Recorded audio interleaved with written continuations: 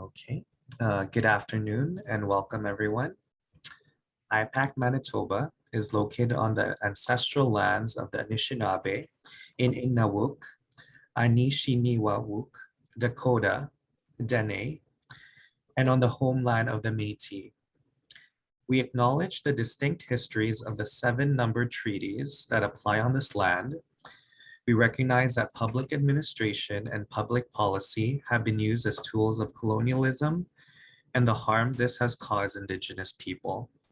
We are committed to promoting public administration in a way that advances reconciliation in a spirit of collaboration with Indigenous people and communities.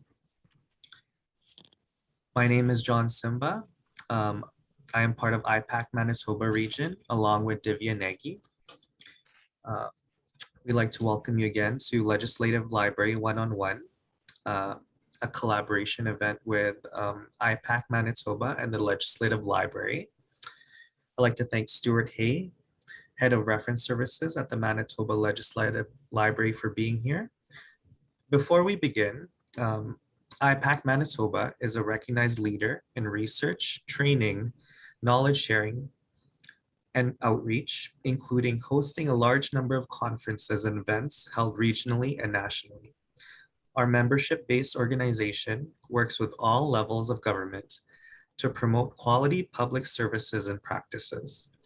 We are known for our role in engaging new and experienced public servants to expand their networks and advance excellence in every public sector organization in Manitoba. Again, please welcome Stuart Hay. Thank you, John and Divya, and thanks to IPAC Manitoba for inviting the library to this lunch and learn. I've got a presentation I'm going to show you, and so I'm just going to share my screen here. There we go. So as John said, it's really an overview of Legislative Library. Today I'll be giving you a little bit of history about the library. I'll be telling you who we serve, what sorts of things we collect, and what sorts of resources are available online from the library. And then at the end of the session, hopefully there'll be some time for questions.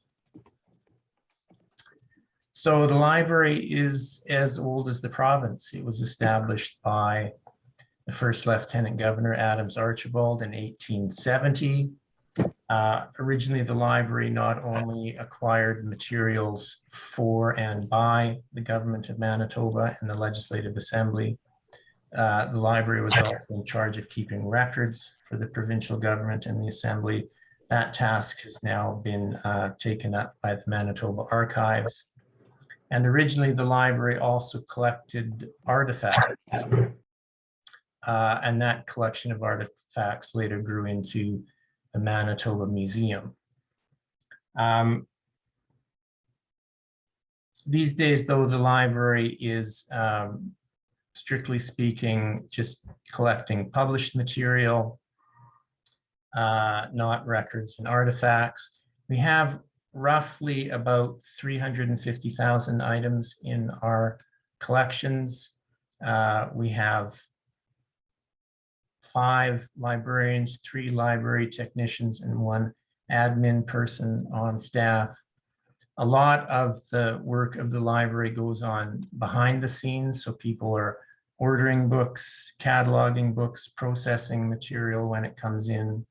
We're always getting new material in, and lately we've been getting material from other government libraries that have closed down. So the Education Library closed a couple of years ago now. We got a lot of material from them, and the Conservation Library closed back in 2013, I think it was. And so we have a lot of material from them as well. The picture on the screen is a shot of the Legislative Library in the 2nd Legislative Building on Kennedy Street. So this is from 1910. You can see it's a bit cramped. I don't think This is the only space we had in that second legislative building. But if you read the annual reports of the library from this time, they're constantly complaining about the lack of space. We don't have enough space. We're running out of space. Something's got to be done. And then when the library moves into the current legislative building, it's kind of funny because the 1920 library annual report says exactly the same thing. The first year they're in the new building, they're constantly complaining about the lack of space. We don't complain about the lack of space. Actually, these days we're pretty well set for space. But anyway, in case I just point out that the woman in the picture in profile is Bella Norquay, who was one of John Norquay's daughters. So currently the library has 2 locations. We have a location in the legislative building itself. It's room 260 on the 2nd floor on the south side, just behind the chamber. It's got 3 tiers of books and one of the oldest working elevators in the province. And besides being a convenient service point for members and staff of the assembly, it's also quite popular with movie shoots. Quite a few movie and TV productions get shot in the reading room, as well as the legislative building itself. When we originally moved into the current legislative building, we had a lot more room than just room 260, but eventually we did outgrow the space there. And in the mid-1970s, we moved a couple blocks north to 200 Vaughan. That's where the main bulk of the library's collections reside now. 200 Vaughan has, among other things, a rare book, climate-controlled rare book room, where we have rare or valuable items. We have a first issue of the first newspaper printed in Manitoba, the Nor'Wester from 1859. We have a rare complete set of early Manitoba statutes in French. People always ask, what's the oldest thing in the collection? I can tell you it's a catechism from 1635. And I can also tell you that I don't know why the library has that particular book in our collection. We just do, but it is the oldest one. And then the second question people always ask is, what's the most valuable thing in your collection?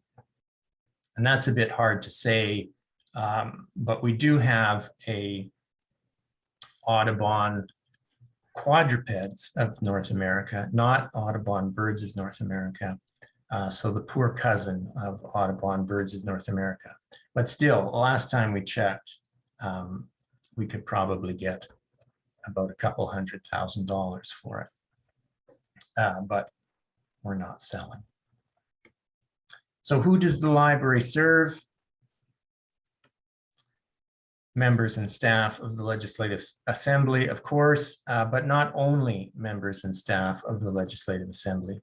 We're also the main government library, so we serve provincial government employees. And we're also the equivalent of a provincial library. So we serve the general public, students, academics, local researchers. Both locations in normal times are open to the public.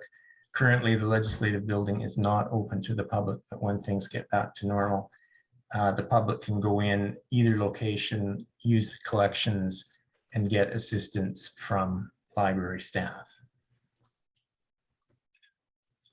So what does the library collect? Just very generally, legislative and government publications, publications to support the work of the Assembly and the civil service. And we also like to collect anything published in Manitoba or things maybe not published in Manitoba, but about Manitoba. So legislative publications, the library collects Hansard. That's the verbatim transcripts of the debates in the Assembly. Hansard didn't get started in in Manitoba until 1958. If you're looking to see what was said about a bill or what was said about some issue in the Assembly before that time, my predecessors at the library were fanatical newspaper clippers, and they clipped the newspaper coverage, which was quite detailed, about events in the Assembly. They literally clipped the newspaper and put them in scrapbooks. We call this collection Scrapbook Hansard. They made very good indexes for every volume. So if you're looking for information about what was said in the Assembly from before 1958, Scrapbook Hansard is a good resource. It's at the reading room location. But if you can't get there, you can always just contact.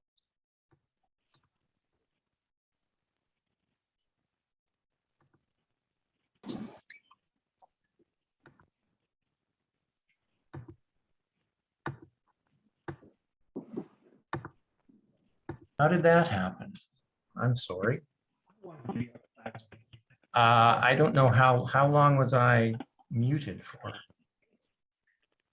Only a second or two. Yeah. Okay.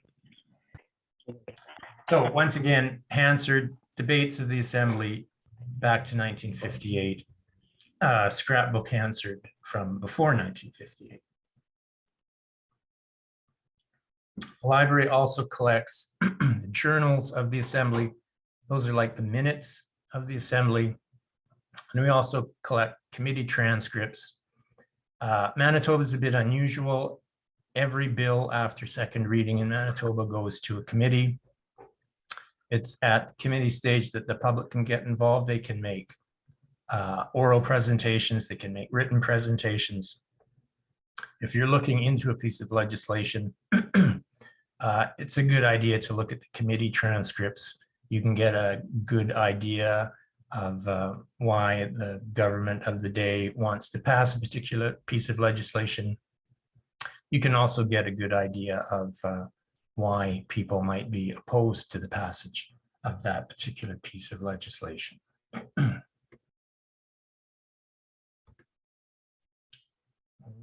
Okay, something's going on. Here we go.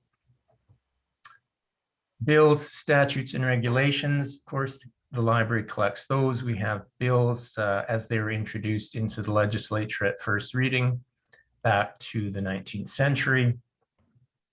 Once a bill passes through the legislative process, once it goes through first reading and second reading, committee stage, third reading, gets royal assent. It becomes a statute. There's an annual volume of Statutes of Manitoba, and the library has those volumes back to 1871. The library also collects regulations. So regulations are legislation as well. They're delegated legislation. Regulations are always attached to a particular act, and it's that act that will tell you who has the right to write regulations under the act. Regulations don't go through the legislative process. They don't pass through the Legislative Assembly.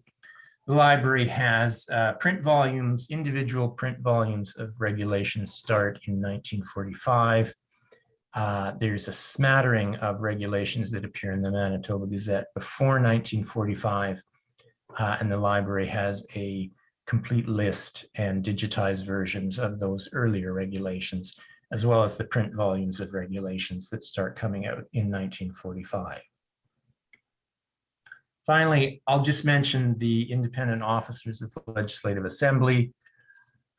These are entities that report to the Assembly rather than the government. Among them are the Auditor General and the Chief Electoral Officer. So they all have annual reports, but they also issue reports on particular issues from time to time. And the library will have copies of all those as well. The library, of course, also collects Manitoba government publications. There's a whole raft of publications that the library collects. the usual suspects like departmental annual reports and all the financial publications, public accounts, the estimates, budgets. There's a lot of statistical publications that the government of Manitoba puts out. We have Bureau of Statistics publications, but individual departments also publish things like accident statistics and health statistics. We have what we call special reports. These are reports that come out on a particular issue. The latest one, I think, is a review of the long-term care home in the Maples. We have commissions and inquiries, reviews of different kinds of programs and service delivery. Crown corporations, of course, MPI, Manitoba Hydro, Efficiency Manitoba. You get all their annual reports and anything else that they publish. The range of Manitoba government publications is truly vast. I mean, I could spend a complete hour just listing them all. That wouldn't be very interesting for you or for me, but we have everything from Public Utility Board decisions, inquests called by the provincial court. We've got park plans, environmental assessments, muskrat counts. There's just a really, really wide range of things that the government reports on. I'll just mention at the end, the Manitoba Gazette. The Manitoba Gazette is sort of like a government newspaper. It comes out every Saturday. It has various kinds of announcements in it, appointments to boards, commissions, or agencies, for instance. If a piece of legislation is to be proclaimed, the proclamation will appear in the Manitoba Gazette. And one of the favorites around the library is that if you change your name, your old name and your new name has to appear in the Manitoba Gazette. You can keep track of Manitoba government publications that come into the library. On our website, there's this library publication called the Government Publications Checklist. We're a bit behind. COVID has thrown a bit of a wrench into our regular productions, but when normal times eventually resume, this publication will come out regularly. And it's just a list of all the Manitoba government publications that we've received over a particular time period. I'll just mention quickly, we also have federal government and federal legislative publications, and we also have provincial and territorial government and legislative publications. Not so much as we used to. We don't get that many print publications from the other jurisdictions in Canada. We do have a very extensive historical collection, including a really extensive collection of Stats Canada publications. These days, if people are interested in... As I said, we are going to be discussing during the year. If people are interested in some more recent government publications from other jurisdictions, we can always get those for you. We have pretty good contacts amongst the other legislative libraries in the country. So we also collect newspapers. We have a really big collection of Manitoba newspapers. I think it's fair to say that we have the greatest collection of Manitoba newspapers anywhere in the world. Not just newspapers from the big cities, but we have newspapers from right across the province, all the rural newspapers, ethnic newspapers. We have a lot of newspapers in languages other than French or English. We've got Polish, German, Ukrainian, Norwegian, Icelandic. We keep the print copies of the papers, and we spend a lot of money actually microfilming them. So the print copies are for preservation purposes, and we like to have people who are looking through the newspapers use the microfilm. We have a whole room at 200 Vaughan that's just devoted to storing microfilm. Of course, we have readers and a couple of machines that you can make scans from the paper. The microfilm just saves, partly it saves space, although we keep the originals, so we're not really making out so well as far as space goes, but it saves wear and tear on the newspapers, the print versions of the newspapers. And this is one of the most heavily used collections in the library. We also like to collect Manitoba periodicals. Put up an image of Prairie History. It used to be Manitoba History, but it's recently expanded its scope. So we collect things like that. Ducks Unlimited has a magazine. It's also published in Manitoba.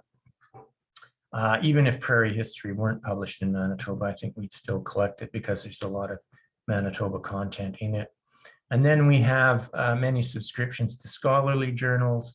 So of course, IPAC's Canadian Public Administration, but also another one in the same vein is Canadian Public Policy.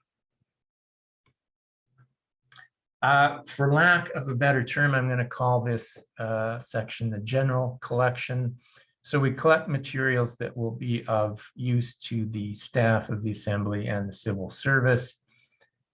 We get a lot of university publications, so from the U of T Press, UBC, University of Regina Press, but we do get topical things. There's a couple here that I've listed that we've recently received. Actually, we haven't received First Nations wildfire evacuations. It's on order, but we haven't received it yet. Neglected No More is about long-term care in the wake of the epidemic. And we also like to collect anything published in Manitoba. So the Legislative Library Act says that if you publish something in Manitoba and we ask you, you have to give us one copy for free.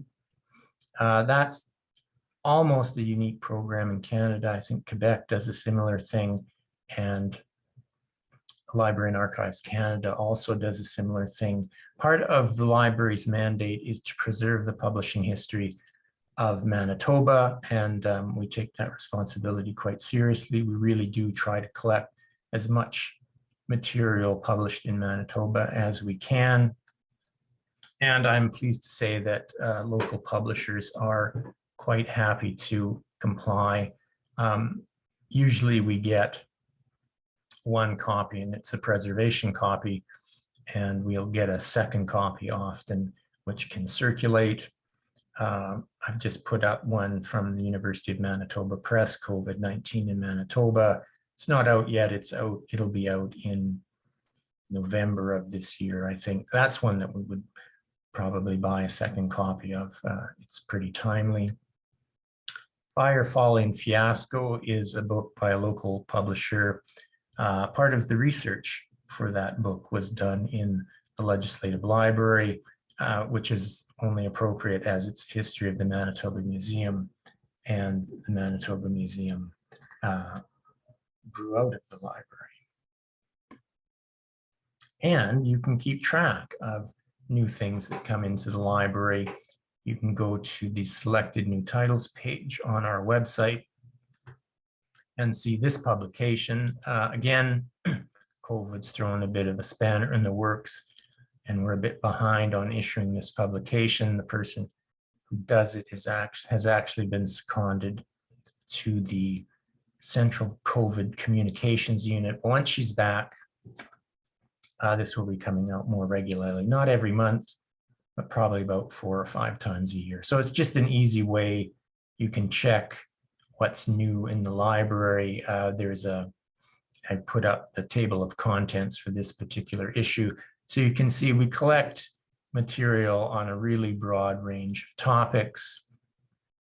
If you're interested in labor and employment, or maybe economics, finance, and taxation, you can just check this publication, go to the section that lists everything under that topic, and see what's new in the library. So if you've seen something that you want to get out, how do you go about doing that? Well, you need a legislative library card. There is one caveat, and that is that we only lend directly to Manitoba government employees and staff of the Assembly. The best way, if you're interested in getting a library card, and I would encourage you to get a library card, the best way to do that is just send us an email. I'll have the email address, the general email address for the library up at the end of the session.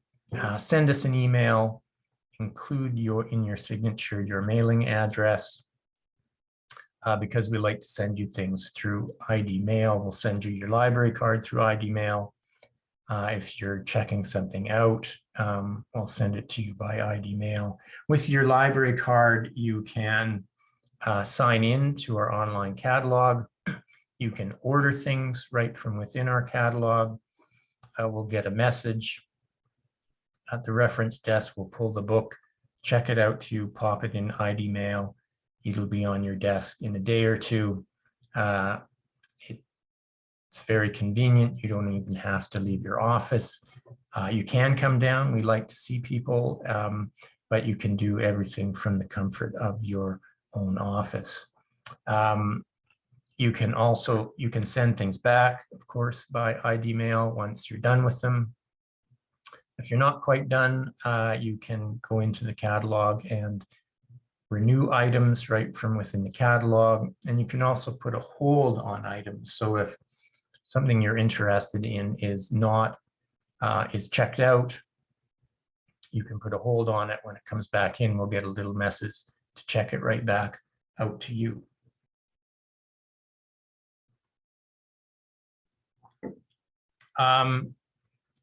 If you're interested in something, and excuse me, if you're interested in something and we don't have it in our holdings, all hope is not lost. We can usually get it for you on interlibrary loan. So that's what ILL stands for. This is an absolutely standard practice in libraries, although I think a lot of people don't know about it. We borrow things on behalf of our clients from other libraries all the time. I would say about 95% of the time, we're successful. We can usually find what you're interested in. And probably about 90% of the time, we can find it for free. Some libraries do charge for their interlibrary loan service. If we can find the book in Manitoba, then we shouldn't have to pay for anything. If we have to go further afield, say to the University of Alberta, then there might be a fee. Could be $15 for a journal article, could be $25 for a book. We'll let you know if we can't find something we're looking for free. We'll let you know if there's a charge involved. You'll be picking up the charge, not the library. So we'll let you know before we commit. And then if you're happy to pay whatever the fee is, we'll go ahead and order it for you. Books come through the mail, so it'll take about a week. And if it's a journal article you're interested in, those can usually be scanned, or perhaps they're already electronic. And we'll usually get those in a day or two. Just depends how busy the ILL department at the library we're requesting from is. Sometimes we get journal articles the same day.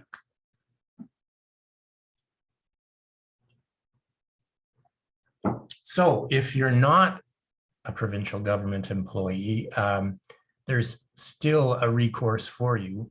We're happy to lend items as long as they circulate to other libraries. So if there's something in our collection that you need to take out, maybe you're living outside of Winnipeg and you can't just conveniently drop in to use our collection in the library, you can make a request to your local public library, and they'll make a request to us. We'll send the book to them and they'll sign it out to you.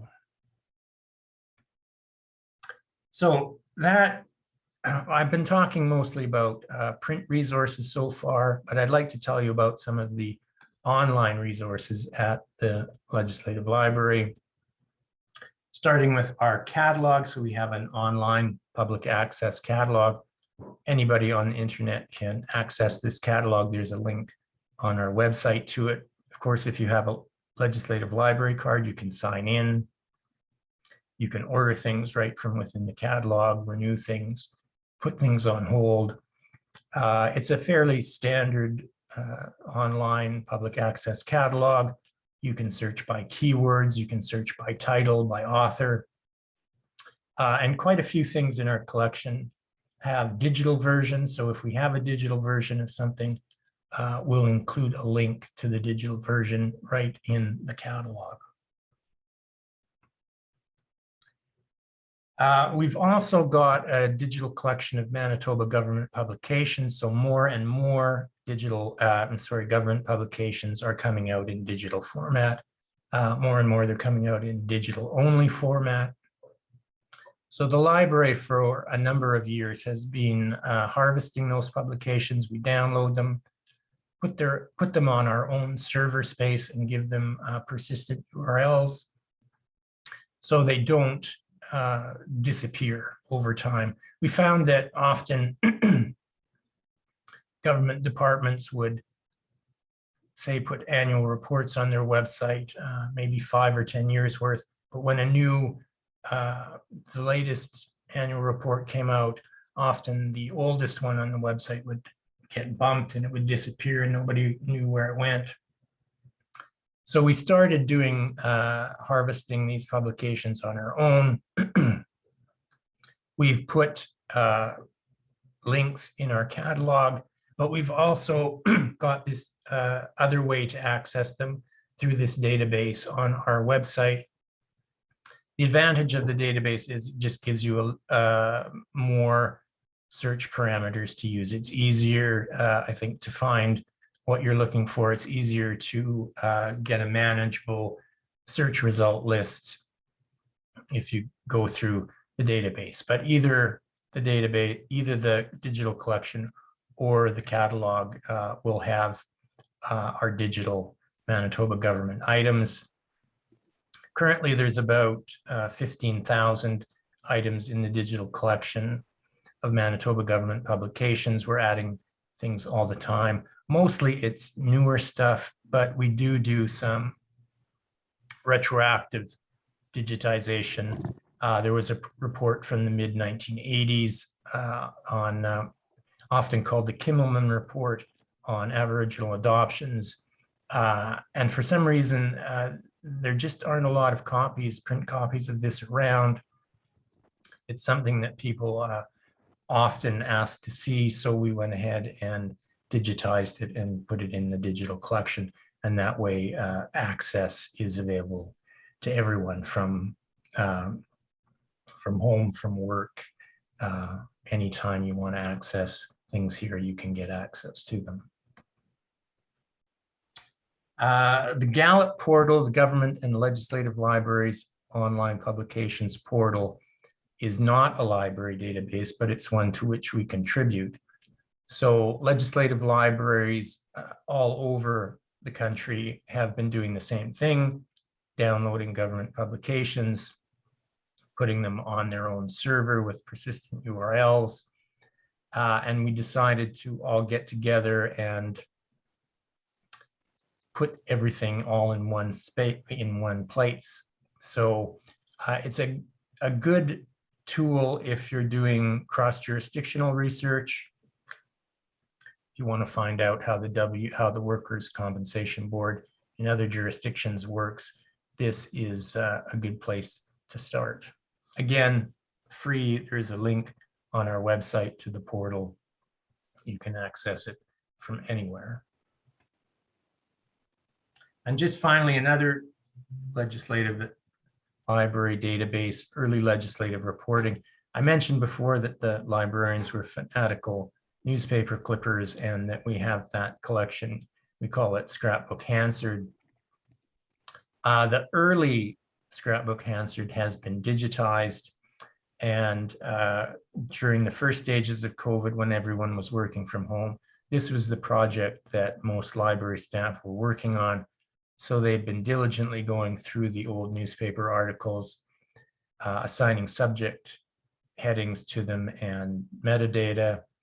And I anticipate that in the not too distant future, we'll be uploading a lot more of Scrapbook Hansard to this database. So again, if you're looking for accounts of what was said in the assembly before 1958, this will be a very useful and easily accessible resource.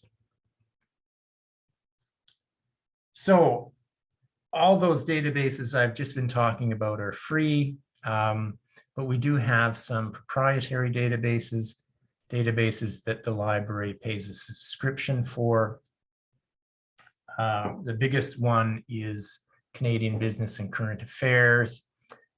And so you'll need a library card, barcode, to be able to access this database. Again, there's a link on our website.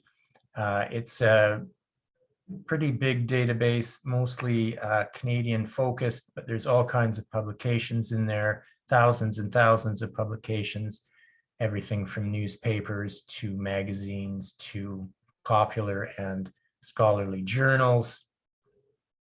Most of it is full text, but not all of it. Again, if you find something in this database you'd like to read, and maybe there's only a citation or an abstract, contact the library. We'll see if we can get you that article on interlibrary loan. The nice thing about this database is that the vendor has done a pretty good job of assigning subject headings to everything in the database. There's a preferred list of search terms, which really helps you when you're constructing a search. And it just allows you, again, you've got more search parameters. It's easier to search, more efficient. You can really narrow down your search results to a manageable size rather than what you might get if you're just searching on the internet. Nobody can go through a results list of 2,000 or 3,000 items. So with the tools at your disposal here, you can often narrow things down by geographical location, time span, subject heading. If you have any trouble searching through this database, contact the library. We'll be happy to walk you through how it works. The other really nice feature is that you can set up alerts. So they're always adding new things to the database. If you've gone through it and maybe your subject of interest is long-term care, you can, if you're confident that you found everything in the database about long-term care, and you can set up an alert, and the database will send you an email when a new item is added to the collection about long-term care. So there are some other databases that the library subscribes to from the same vendor, Proquest. There's a Canadian Major Dailies database. It's a newspaper database with newspapers from right across the country. It's got Winnipeg Free Press back to 2006, I believe it is, or 2008.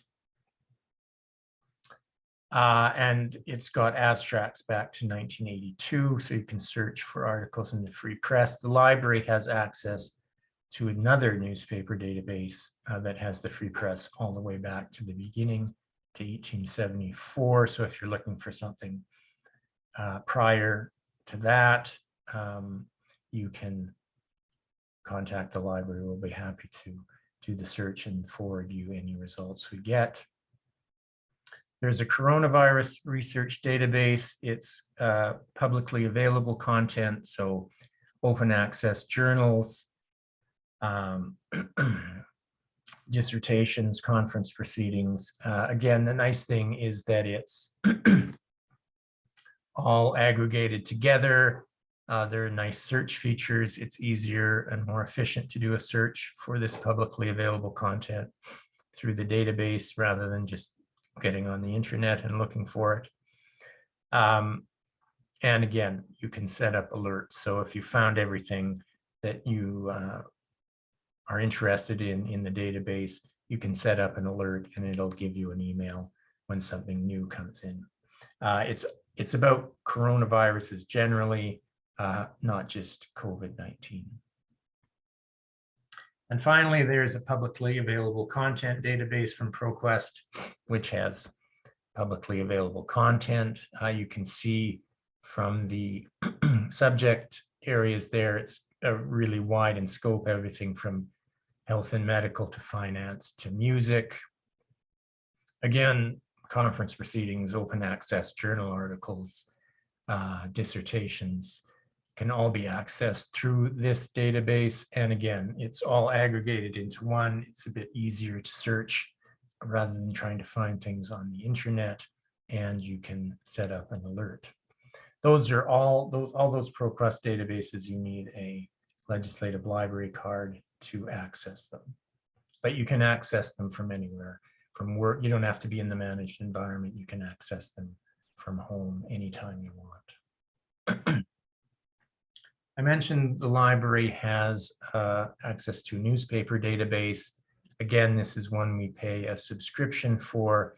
In this case, though, it's IP authenticated. So in order to use it, you have to come down to 200 Vaughan and use one of our public access computers. If that's not convenient, contact the library, send us an email, drop us a phone call. We'll be happy to do a search for you and send you the results.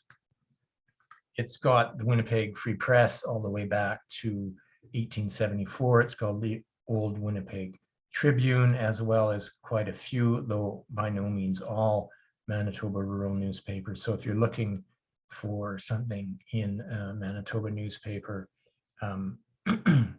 this is a good resource, and we're happy to do the searching for you. I thought I'd just mention a couple of websites that are not the libraries, but that we spend a lot of time on at the library. The first one is the Hansard webpage on the Legislative Assembly's website. So I mentioned before, Hansard doesn't get started in Manitoba officially until 1958. All of Hansard has been digitized, and you can get access to those digital copies here. You can get access to the House debates. You can get access to the committee debates, although those only go back to about 1975. And there are indexes for both the House and the committee. So if you're interested in what was said in the Assembly, maybe about a particular bill, or just what was said about a particular topic in the Assembly, you can find it in digitized form here. Sometimes people have a bit of trouble navigating the site, so we're always happy to walk you through it or just do the search for you, and again, send you the results. If you're interested in seeing, what was said about a bill at each stage of the legislative process, just contact the library. We'll be happy to send you what was said about a particular topic in Hansard. And the other site I want to just mention is the Manitoba Laws website. So this is maybe my all-time favorite site. I love this site. It's the Manitoba Laws e-Laws website. You can find all the current laws of Manitoba on this site, the continuing consolidation of the statutes of Manitoba. You can find the consolidated regulations of Manitoba. You can find the unconsolidated regulations and the unconsolidated acts. You can find amendments if you're tracing amendments to a piece of legislation or a regulation. And you can find something that they've just added in the last couple of years is point-in-time legislation, which is really, really very handy. Often people are not looking to see what the Highway Traffic Act looks like now. They need to know what the Highway Traffic Act looked like in 2015, say. The Highway Traffic Act gets amended every year, multiple times a year. In the past, if you needed to see what it looked like in 2015, you had to start with the most recent complete rewrite of the Highway Traffic Act. In some cases, that most recent complete act may have happened in 1987. And then you just have to go through and trace all the amendments, plugging in what the amendments over the years have told you to put in the act, taking out what the amendments have told you to take out of the act until you got all the way up to 2015. That's a big task, depending on when the last rewrite of the legislation was. I've done it a few times. I actually like doing that, but most people don't. It is a big task. What point in time legislation shows you is, for instance, the Highway Traffic Act over a particular point in time between one set of amendments and another. So they're always adding new point in time legislation onto the site. It's one of the best features, and it saves people a lot of time. I think it's the best e-laws website in the country, actually, but it can be a bit daunting. Some people find it a bit overwhelming. So if you're having trouble, you need to trace the history of a piece of legislation, figure out what happened to a particular section of a particular act that was in the act in 1997 and then disappeared from the act sometime around 2010. Feel free to contact the library. You can email us, you can telephone us, and we'll walk you through, or just simply send you an email with whatever it is that you wanted to get out of Manitoba Laws. So lastly, I've been talking about print resources, and I've been talking about online resources at the Legislative Library, but maybe the most valuable resource at the library is Flesh and Blood, the Legislative Library staff. We've got a lot of experience, of course, dealing with Manitoba and other government publications. We're fairly knowledgeable, I like to think, and pretty efficient. I'll just mention, like all libraries, our service is confidential and nonpartisan. I really would encourage you to take advantage of the services we offer. Staff are always happy to answer your questions. We're not limited by what we have in our collection. So if you think that the information you need maybe is in the United Nations document or a government document from some other country, we're happy to go looking for that information for you. We don't limit ourselves to Manitoba or Canadian government information. And it's, I'll just end by saying, you know, a lot of people think that everything is on the internet these days, and that's just not true. Not even half of everything is on the internet these days, maybe not even 10% of things on the internet these days. But even when things are on the internet, and we have plenty of experience of this at the Legislative Library, even when things are on the internet, it's not always easy to find them. And it does help to have a bit of experience and a bit of knowledge of the subjects you're looking for. So I just want to end on that note. Feel free to contact us.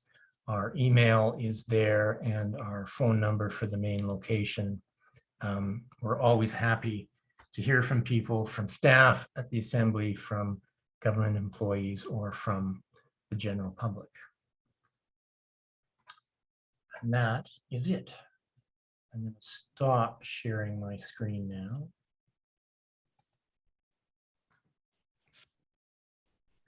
Okay, thanks so much, Stuart. for highlighting the valuable resources and services that the Ledge Library offers. Pretty sure we learned a lot, and it's a place that I like to call a jewel in government. So for the participants, if you do have questions, I please ask that you send them through the chat feature, so we could keep track of them as well. And Stuart, if you have time, I think we do have a couple questions on Sure. the chat. The first one here is from Melanie.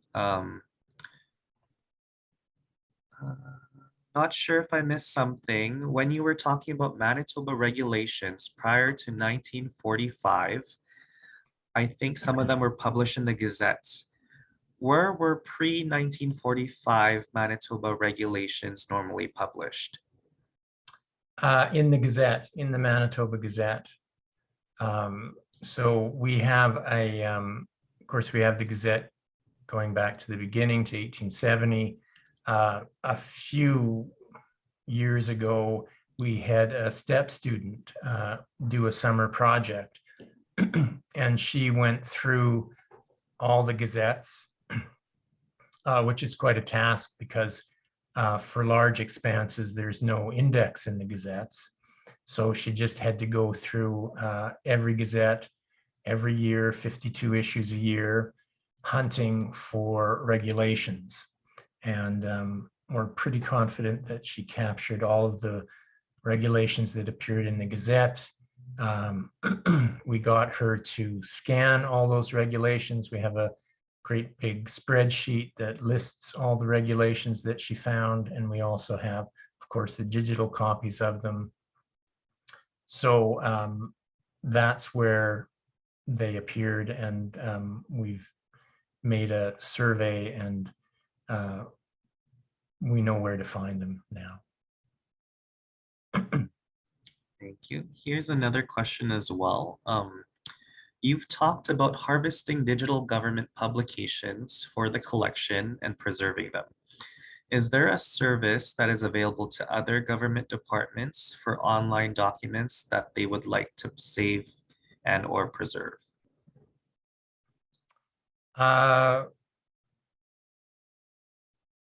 guess if you mean other government departments, other Manitoba government departments, I guess I would say we're that service. I mean, we do, the Legislative Library Act, I think I mentioned before, says that publishers have to deposit copies with the Legislative Library.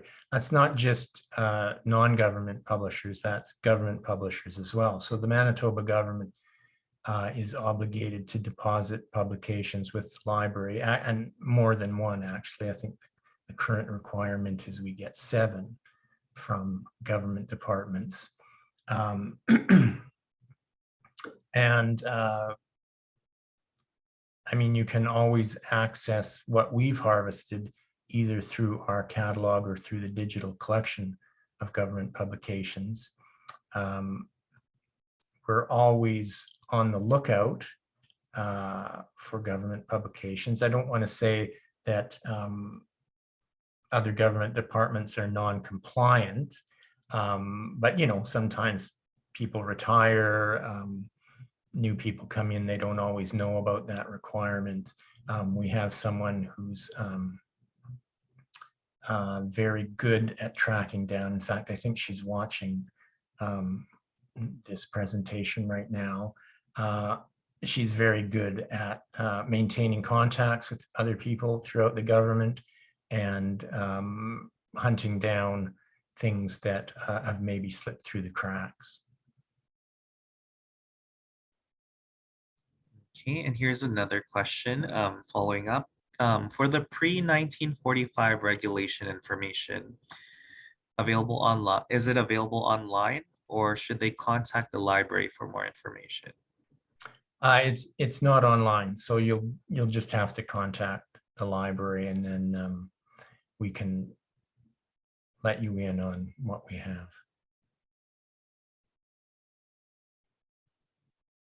Okay, and I think that's it for questions. And thanks again. Oh, sorry, there's There's one more, sorry. How do Government of Manitoba staff submits to the library? I'm assuming that submits documents to the library.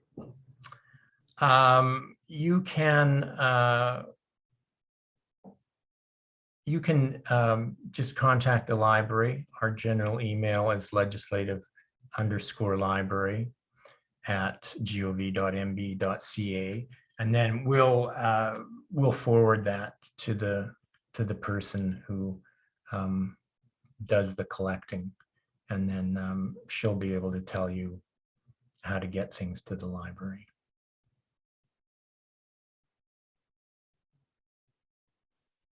And I think there's a question, but when will we get an actual tour of the MB legislature? But do you mean the Legislative Library for the person who asked that question?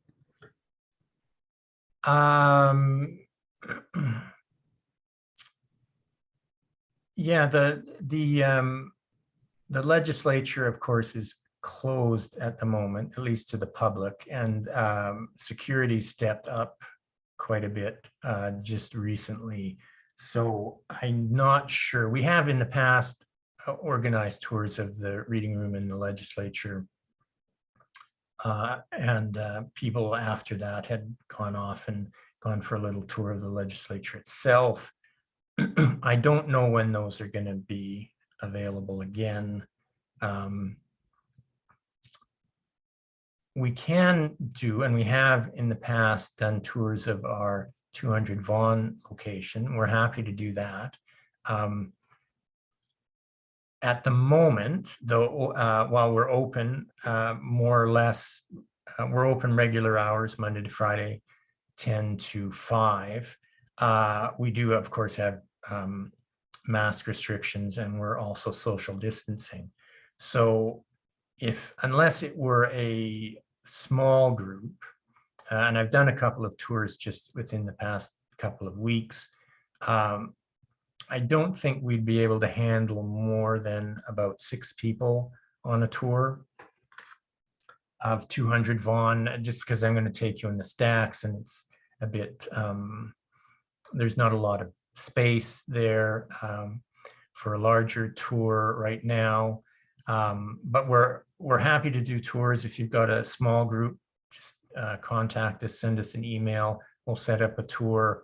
And then when things get back to normal, we're happy to do larger tours. And hopefully, eventually at some point, we'll be able to do a tour of the reading room in the legislature. Thanks so much. And I think if folks have further questions, Stuart provided the general email for the Ledge Library as well, so they could send it that way. And if folks too are interested, they could inquire more with IPAC Manitoba. So thanks again, Stuart, for your presentation. For sure learned a lot about the Ledge Library. Thank you. It was my pleasure, John. Thanks for inviting the library. Thank you, everyone.